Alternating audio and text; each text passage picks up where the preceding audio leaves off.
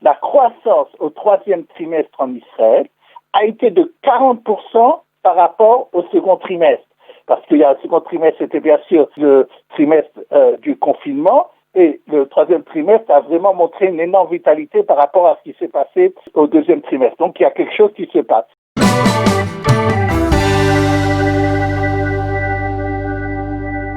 Nous sommes, comme chaque mercredi matin, en ligne avec le docteur Daniel Guggenheim. Daniel Guggenheim, bonjour, Boker Tov. Bonjour. Économiste, nous allons parler avec vous ce matin, bien entendu, des derniers développements liés à la crise du coronavirus, dans son aspect, on va dire, économique en particulier. Et je voudrais d'abord vous poser une question. On a appris ces derniers jours que l'agence de cotation S&P avait maintenu sa bonne note sur Israël, alors que, par ailleurs, quand on lit la presse israélienne, et en particulier les pages économiques, on a le sentiment que l'économie israélienne est bien malade du coronavirus. Alors, comment vous expliquez ce paradoxe? Oui, effectivement. La société de cotation S&P est revenue sur certains points que nous-mêmes, nous avons depuis plusieurs semaines dit à votre radio. La première chose, il faut noter que, même sans ce qu'elle dit de cette société de notation, la croissance au troisième trimestre en Israël a été de 40% par rapport au second trimestre. Parce qu'il y a le second trimestre, c'était bien sûr le trimestre du confinement, et le troisième trimestre a vraiment montré une énorme vitalité par rapport à ce qui s'est passé au deuxième trimestre. Donc il y a quelque chose qui se passe. Maintenant, effectivement, après, il y a eu le second reconfinement qu'on vit maintenant, mais ça prouve la vitalité et la force de rebond de l'économie israélienne. Elle-même, au niveau de la croissance, la société S&P a donné des prévisions. Elle a dit qu'elle pense qu'Israël, cette année, somme toute, sera en récession de 5%. Si on le compare aux autres pays que cette société cote, c'est très bien. Il y a des pays que c'est moins 10, moins 20%. Deuxièmement, elle a ajouté qu'elle pense qu'en 2021, c'était, je pense même pas sachant un problème du vaccin, elle pense que c'est moins 5%, Israël va le récupérer en 2021. Donc elle est, elle est très optimiste pour l'économie israélienne pour l'année prochaine. En ce qui concerne le déficit, elle dit, oui, il y a un déficit de 12% à l'heure actuelle du budget par rapport au PIB. Encore une fois, par rapport aux autres pays, ce n'est pas quelque chose de dramatique. Mais en plus de ça, elle pense qu'à partir de 2021, Israël pourra commencer à réduire son déficit budgétaire. Et en fait, elle dit deux choses. Elle dit qu'il n'y a pas de problème d'endettement en Israël. On l'a vu, comme on en a parlé, que Israël arrive très bien lorsqu'elle veut le faire, emprunter sur les marchés financiers internationaux à des prix, à des taux d'intérêt extrêmement bas. On avait parlé de l'euro, elle avait emprunté un euro à un tour de 0,2%. Et en plus de ça, elle note que la Banque d'Israël met de la liquidité sur le marché. Elle dit qu'elle est indépendante. Ils ont confiance de ce que fait la Banque d'Israël pour pouvoir suivre l'économie d'Israël pendant la période du corona. Je voudrais dire, d'ailleurs, pour ajouter à ce qu'elle a dit, que hier j'ai vu une information disant que le demande dans le high-tech en Israël est revenu au niveau qu'il y avait avant la crise du corona. Et effectivement, le chômage commence à se résorber, mais malgré le problème du second reconfinement, ce qui prouve en gros que, comme on l'avait dit la semaine dernière, Israël tient mieux l'épingle du jeu du reste du monde et qu'elle a une certaine vitalité qui lui permet de justement maintenir sa note qui est très très importante, parce que c'est ça que regardent les analystes financiers lorsqu'ils seraient d'accord ou pas de prêter à Israël. Alors, tout cela, alors que l'État d'Israël est en train de sortir difficilement, il faut l'avouer, de la période de crise et essaye de rouvrir le marché économique, on voit qu'il y a à nouveau, et Benjamin Netanyahou l'a dit dans son intervention il y a 2 jours, nous allons à nouveau aider ceux qui sont dans la difficulté, en particulier les indépendants qui, on le voit chaque jour dans la presse israélienne, on le voit dans les médias, chaque jour, ferment leur entreprise, petite et moyennes entreprises ferment leurs magasins face aux difficultés économiques. Quelles sont les nouvelles aides que le gouvernement va fournir ou doit fournir en tout cas aux indépendants, mais aussi, on va dire, à ceux qui sont au chômage, les salariés qui sont au chômage? Oui, je voudrais juste faire une remarque sur ce que vous avez dit concernant les fermetures des indépendants et des entreprises. Je ne dis pas que la situation est facile. Nous n'avons pas encore les derniers chiffres concernant justement les dépôts de bilan ou les fermetures des magasins et autres. Le dernier chiffre qui avait été publié, comme j'avais parlé de ça il y a plusieurs semaines, montre que les chiffres ne sont pas aussi dramatiques que ça pour diverses raisons. On parle de 60 à 80 000 commerces qui risquent, ou entreprises qui risquent de fermer. Ou qui risquent. Et encore une fois, il y a chaque année des commerces qui se ferment et qui s'ouvrent. Encore une fois, j'avais pas sous les yeux les chiffres, mais les chiffres que j'avais présentés, qui sont des chiffres officiels, avaient montré que la situation au niveau des créations d'entreprises autres et indépendants face à la fermeture n'est pas quelque chose de dramatique, et surtout moins que dans le reste du monde.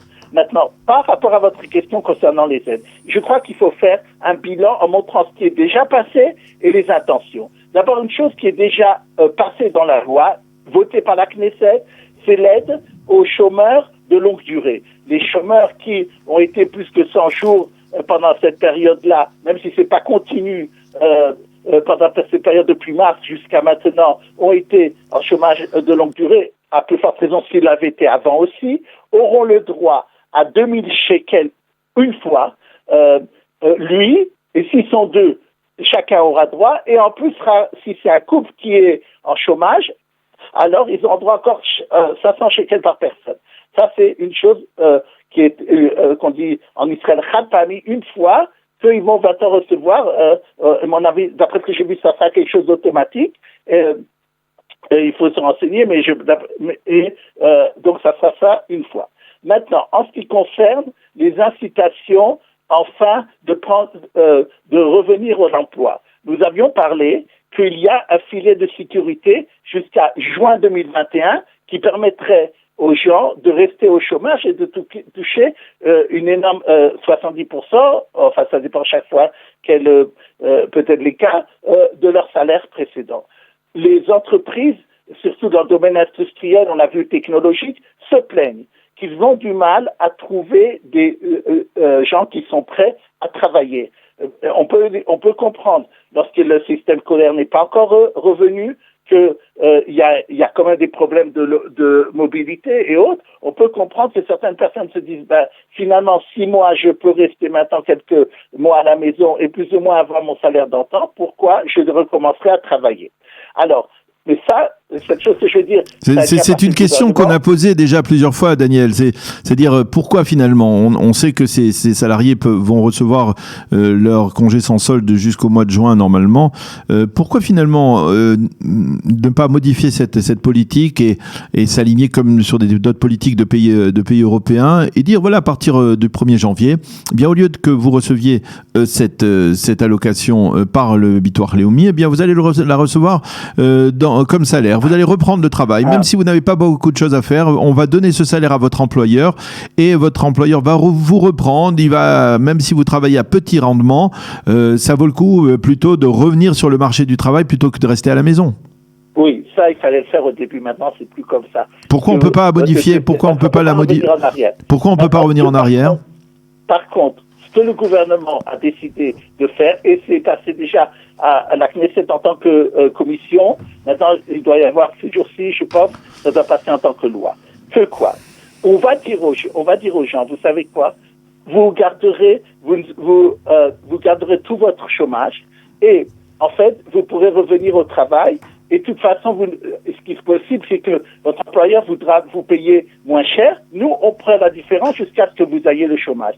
C'est, à mon avis, une incitation pour les gens qui ont envie de travailler. Et surtout, ça va permettre aux entreprises de pouvoir engager des gens même à moindre salaire qu'ils avaient. Enfin, et l'employé, le salarié saura qu'il ne perdra rien. Et ça, c'est ça que maintenant le gouvernement, vu la situation où il est, parce qu'on ne peut pas revenir en arrière.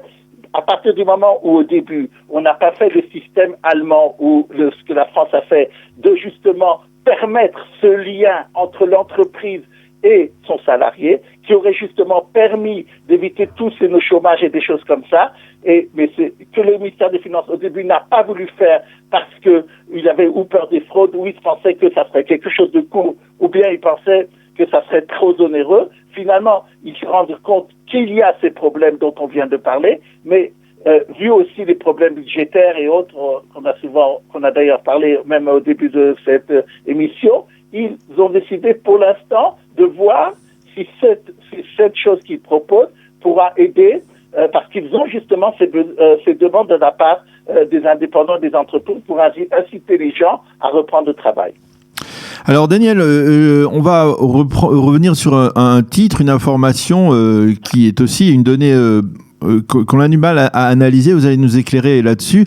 Le taux d'inflation est de 0,3% pour le mois d'octobre. C'est une bonne nouvelle ou c'est une mauvaise nouvelle? Juste avant de passer à ça, j'ai deux choses que je voulais parler encore très rapidement. D'abord, il y a eu un accord qui a été signé entre le gouvernement Netanyahou et les étudiants pour une aide globale de 800 millions de shekels, ce qui est très très important, qui va pouvoir donner entre 4 000 et 12 000 shekels à chaque étudiant. Pour la formation, elle va favoriser les étudiants qui accepteront de faire du volontariat. Il faudra voir, ça va passer dans les plusieurs semaines, mais c'est une bonne chose. Dernière chose très importante, cette semaine, il y a eu un accord sur les journées d'isolement, ce qu'on appelle bidou en Israël. Oui. Les entreprises ne voulaient pas prendre sur elles. C'est important. Et que, pour l'instant, la loi a été votée, ça sera un tiers, un peu sur les salariés, un peu sur l'entreprise, un peu sur l'État, mais les entreprises sont pas contentes et apparemment elles vont aller devant la Cour suprême pour demander un changement, donc ça peut encore changer. Maintenant, concernant l'inflation. L'inflation du mois de octobre, qu'on a eu des chiffres donc ce dimanche, a montré une augmentation de 0,3%. C'est pour le mois d'octobre. De toute façon, le mois d'octobre est un mois traditionnel d'augmentation des prix. C'est surtout le fruit et l'habillement qui augmentent à cette période-là. Il a augmenté de 3% en octobre. Qu'est-ce que on voit? Dans ce qui a diminué, et c'est important de noter, c'est les prix des appartements. 0,2%. Ils l'ont enlevé de l'indice, mais ils le suivent à l'Institut statistique parce que c'est quelque chose de très très important de savoir s'il y a une demande ou pas des appartements. On peut s'étonner parce que on a vu énormément d'achats se faire, de transactions se faire sur les appartements après au mois d'octobre et au même septembre, et on peut se demander, les faits sont là, c'est qu'il y a eu une petite baisse. Au niveau de l'année, il faut noter que depuis le début de l'année, on est en déflation, ce qui est souvent le cas dans les économies qui sont en récession. On est de moins 0,4 depuis le début de l'année, malgré ces 0,3%. Et sur un an, on est même à moins 0,8%. Ce qui montre que la Banque d'Israël n'aura pas de problème si elle veut être très large point de vue de liquidité. On est encore dans une période très, très déflationniste. Alors, un dernier point, mais alors là, vous allez nous expliquer ce dont il s'agit, parce que c'est toujours très intéressant pour les consommateurs que nous sommes. Vous dites que vous annoncez que les conducteurs les conducteurs israéliens, les chauffeurs israéliens commencent à s'habituer à utiliser la fameuse application de Zoom en conduisant. N'est-ce pas dangereux? Oui, exactement. J'ai vu un titre hier dans la presse économique, le cellulaire, c'est-à-dire le téléphone portable out, le Zoom dedans, dans la voiture. Et comme vous dites souvent, j'aime faire un peu de social à part l'économie. Oui. De quoi il s'agit? Les salariés sont pressurés maintenant lorsqu'ils sont au travail par leur direction. Et souvent, maintenant, il n'y a plus de yeshivot, c'est-à-dire de réunions qui sont les uns face aux autres, mais on est en Zoom. Et lorsqu'on est en Zoom, beaucoup de fois d'ailleurs, on voit on se voit ensemble. Et c'est interdit, lorsqu'on conduit la voiture, d'avoir un écran allumé devant soi. C'est très très dangereux et c'est un problème, bien sûr, pour la sécurité de celui qui conduit et des autres voitures. Et bien sûr, on pourrait dire si cette personne a fermé l'écran et ne fait qu'écouter, elle ne serait peut-être pas enfreinte point de vue de la sécurité routière. Mais le chef de Or Yarok, c'est celui qui s'occupe en Israël de faire qu'il y ait moins d'accidents de voiture, a tiré la sonnette d'alarme en disant c'est à cause du problème du corona et ce développement justement de cette application Zoom, il a peur qu'il y ait une augmentation des accidents de la route. Je voudrais rappeler que les accidents de la route font, au point de vue économique seulement, ont une perte, d'après justement les chiffres que j'ai vus hier, 1 800 000 heures sont perdues à cause des accidents de voiture, et le coût pour la société est de 7 milliards de shekels. En dehors du caractère humain et problématique, bien entendu, de tout accident de la route, c'est un coût économique et social très important, et c'est un appel qu'a fait surtout cette institution aux chefs d'entreprise. Je vous demande de ne pas faire participer pendant que votre pendant que votre salarié est en voiture à des Zooms, il ne pourra pas bien conduire. Eh bien, docteur Daniel Guggenheim, merci beaucoup pour toutes ces précisions, à la fois économiques et sociales. Bonne journée, bonne semaine et à la semaine prochaine, à mercredi prochain. Merci, au revoir.